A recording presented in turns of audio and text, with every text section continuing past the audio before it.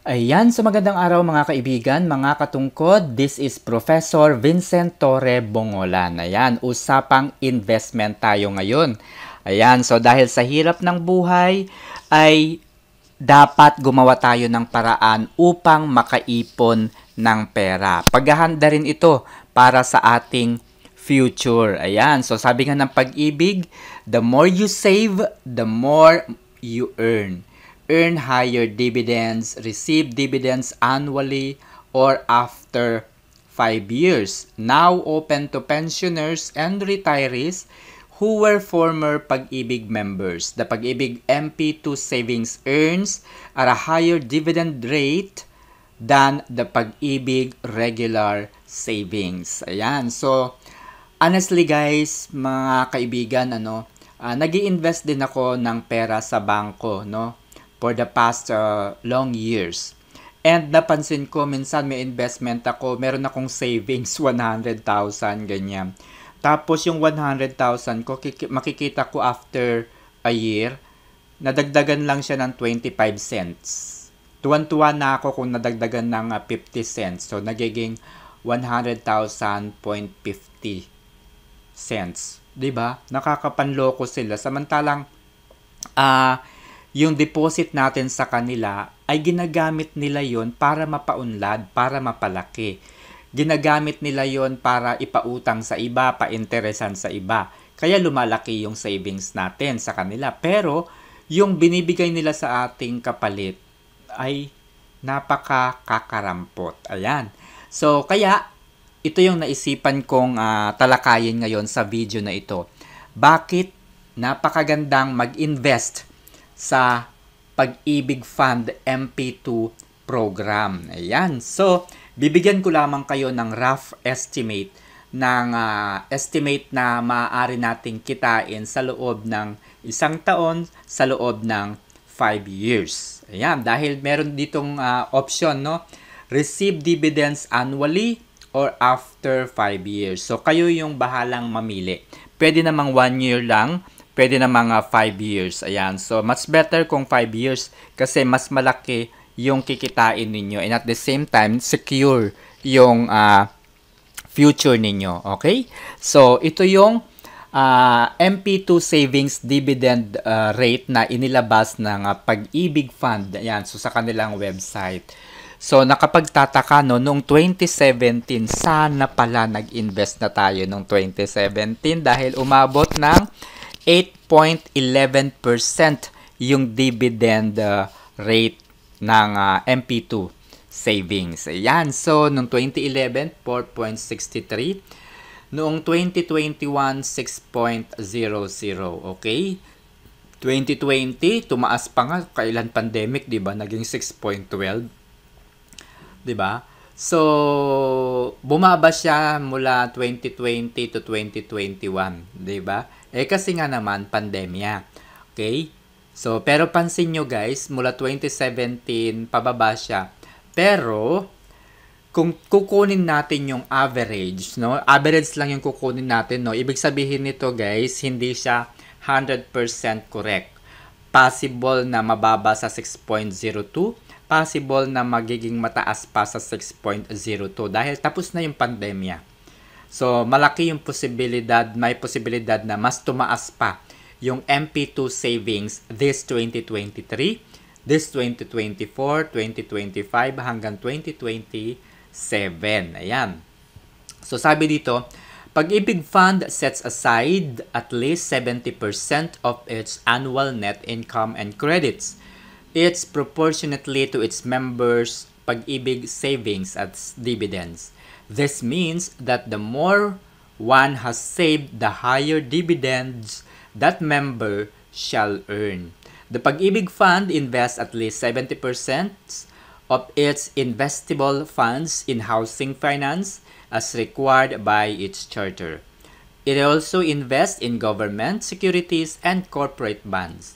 The Pag-ibig MP2 savings, being a voluntary program, earns a higher dividend rate than the mandatory Pag-ibig regular savings. Here are the MP2 savings dividend rates since 2021. So, anong ibig sabihin nito? Kapag mas marami yung mag-i-invest sa MP2 savings, mas malaki yung posibilidad na mas tumaas pa yung dividend rate. So, mag-invite lamang tayo ng mag-invite. Ipaalam natin sa ating mga kaibigan, kamag-anak, kakilala, at sa lahat ng mga pensioners na mag-invest sa MP2 savings. Ayan, kung hindi rin naman nila kailangan o hindi rin magagastos yung kanilang pension, yung kanilang pera, ay mag-invest na lamang dito sa MP2 Savings Dividend Rate Monthly. Walang minimum, pwedeng 500, pwedeng 1,000, pwedeng 15,000 pataas. Depende sa inyo. Okay, wag lamang lalampas sa loob ng 600,000 sa 5 years o sa 1 year. So, yun lang yung pinakang ano. Pero anyway, kung 600,000, napakalaki na yun. 'Di ba? I-business mo na lang kaysa ano, kung hindi mo naman gagamitin, i-business mo na lang yung 600,000. Okay? So, ito yung rough estimate. Kung halimbawang nag-invest ka ng 1,000 monthly, no? 1,000 monthly. Tapos, ang magiging total dividend mo sa isang buwan for January 2023 ay 5.02. Ibig sabihin, yung 1,000 mo magiging 1,005.02. Pagdating ng February, magiging 2,015.07. Pagdating ng 2023 ng March, magiging 3,030. Madodoble ng madodoble yung pera mo. Madadagdagan ng madadagdagan. At the end of 2023, meron nang nadagdag na 398.53, kulang-kulang 400 sa loob ng isang taon. Not bad kasi 1,000 lang naman yung dineposit mo tapos kikita ka ng almost 400 pesos. Not bad, okay? Pero siguro naman kaya yung taasan yung 1,000 monthly, okay? So, iyan lang naman. Ituturo ko sa inyo kung paano nag-arrive sa calculation na to, sa rough estimate na to. Okay?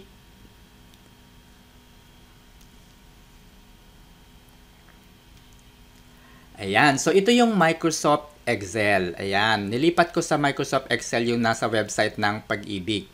2021, 6%. 2020, 6.12%, 2019, 7.23%, 2017, 8.11%. Okay?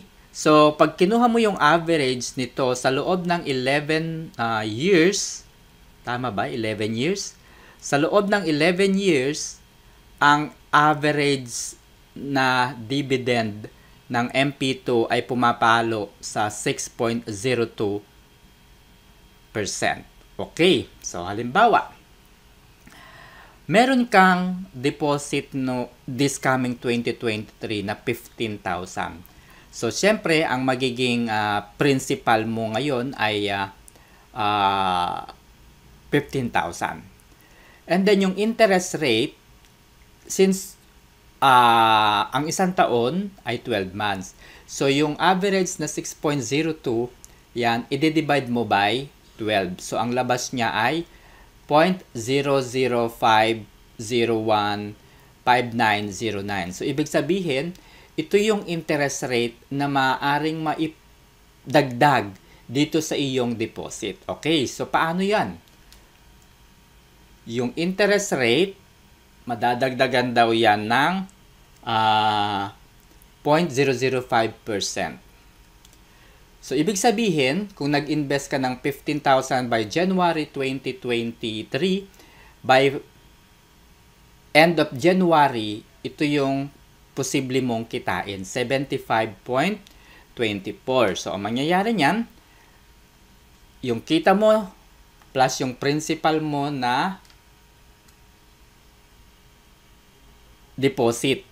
So, ang pera mo na by the end of January is 15,075. Okay? So, next is, halimbawa, magpasok ka uli ng 15,000 uli dito. Okay? 15,000. So, syempre, yung magiging new principal mo ngayon ay ito na. plus, siyempre, nagdagdag ka ng 15,000, di ba? So, magdadagdag ka ng 15,000. So, ang new principal mo ngayon ay 30,000. Okay? So, yung interest rate mo ay pare-pareho yan. Sabihin natin, rough estimate lang guys, sa posibleng mabago siya sa 2024, posibleng tumaas siya sa 2025, 2026, 2027. Pero dito, ang gagawin natin ay pare-pareho lang siya. So, subukan natin na hanggang 5 years yung ginawa natin. Try natin ng 5 years. Yan. So, pare-pareho lang. Sabihin natin 6.02% lang per year yung nadadagdag, yung dividend rate ng Pag-ibig. Pero imposible, no? Dahil nagbabago siya. Kita nyo naman, taon-taon nagbabago, oh. 'Di ba? So, taon-taon siya nagbabago. So, imposible na 6.02% lang siya. So, pero dito, ina-assume natin na 6.02%.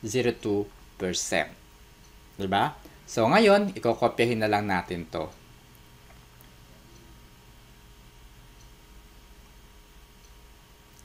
Yan. So, ibig sabihin, pag nagpasok ka ng 15,000, copy na rin natin to para makita ninyo yung galaw ng pera. Okay.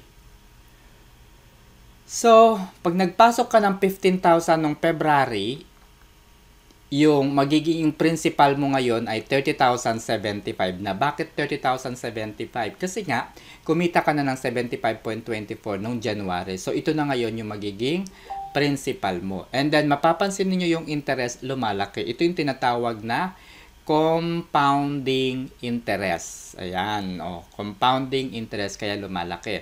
So, for example, magpasok tayo ng hanggang 5 years tayo maglalagay ng tagpi 15,000. Ayan. So, ibig sabihin for 5 years, nakapagpasok tayo ng 900,000 pesos. After 5 years, kumita na yung pera natin ng 152,316 pesos. So, ganun lang siya kadali guys. So, kung halimbawang ginawa mo tong may pera kang extra, 30,000 yung pinasok mo. Ayan, 157 na yung kinita mo, mas malaki. Yung iba naman, nagde-declare sila kaagad ng 100,000. 100,000 tapos ito, tagpi 15,000 na lang.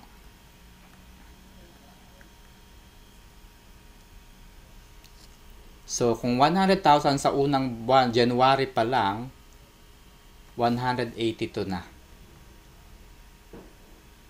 Okay? So, sumunod na naglagay ka ulit ng 100,000 ng pangalawang buwan. Ayan. Tapos, sabihin na natin, ayan, 100,000 yan. Nagpasok ka niyan, meron kang 295,000. Pero, sabi ko nga guys, nagbabago yung interest rate. No? Hindi lang siya nakatali sa 6.02. Malaki yung posibilidad na tumaas siya. Okay? So, ganun lang yung pag-i-invest sa MP2 savings ng Pag-ibig. Ayan. So, mas maganda na mag-invest sa Pag-ibig kaysa mag-deposit ng pera sa bangko na magdadagdag lang sila ng 25 cents. Pero, ginagamit nila yung pera natin, pinakikinabangan nila yung pera natin, pinapalaki nila yung pera natin, pero binibigyan lang tayo ng kakarampot na kita. Okay? Yun po yung purpose ng mga bangko. Ginagamit lang tayo. That's all. Thank you. And have a great investment year.